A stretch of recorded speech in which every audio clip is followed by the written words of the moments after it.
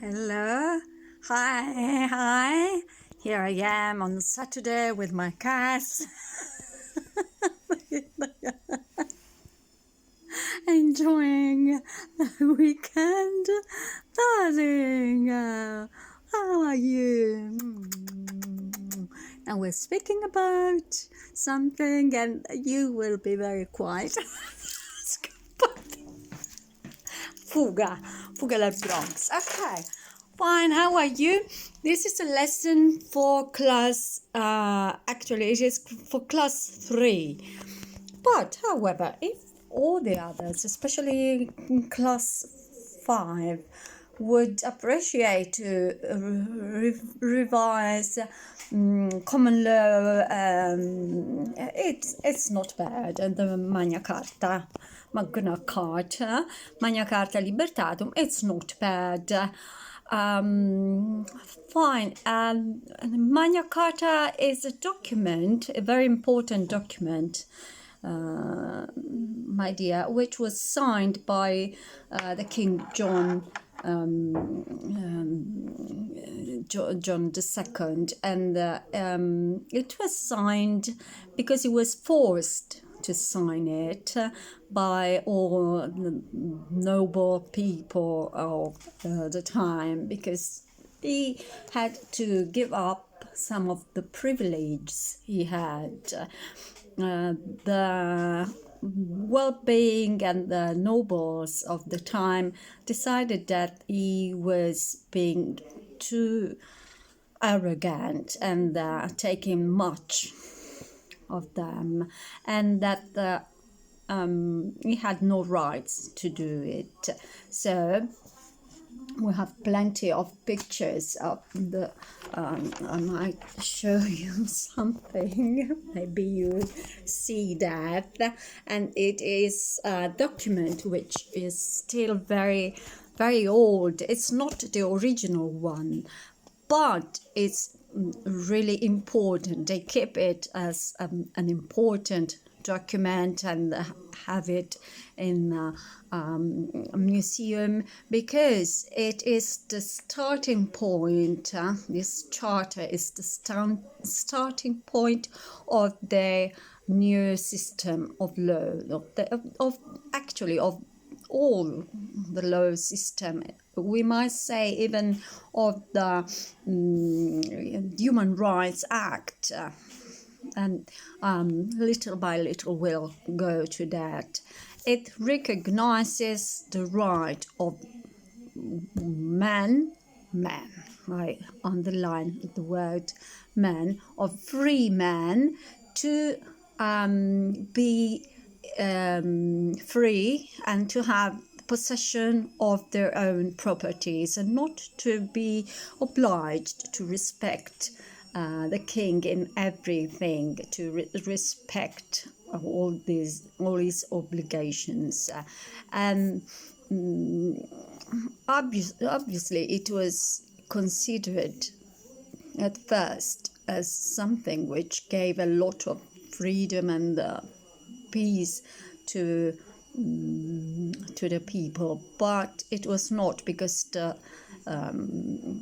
working class had not the same rights as the middle class or the nobles, and so they were out of this charter.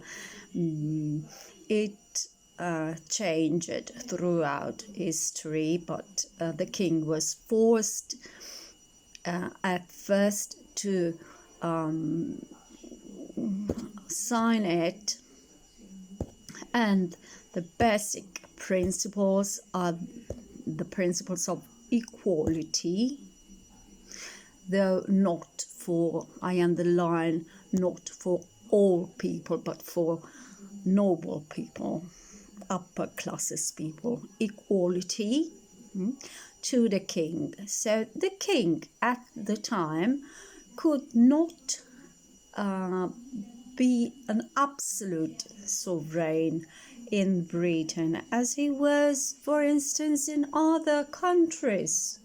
He was not commander-in-chief, he had to ask permission, we might say yes, he had to ask permission to a small parliament before taking a risk or before declaring war, and he was not an absolute king. That was the starting point of the division of the rules, the fact that the rule of thinking laws, of making laws, goes to the parliament. The king signs the laws, but the laws are made by the parliament in the parliament. At first by upper classes, later on it enlarged. Lower, very low classes stayed out of it, and women stayed until this century. They stayed out of the right to, they didn't have even until last century, they didn't have the right to vote. And there were movements in order to have women's vote.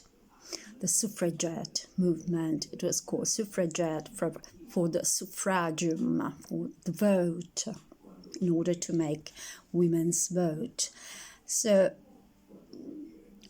whatever we have, all our, even the Declaration of Human Rights starts here, starts at the moment Magna Carta was signed in 1215, and then later it had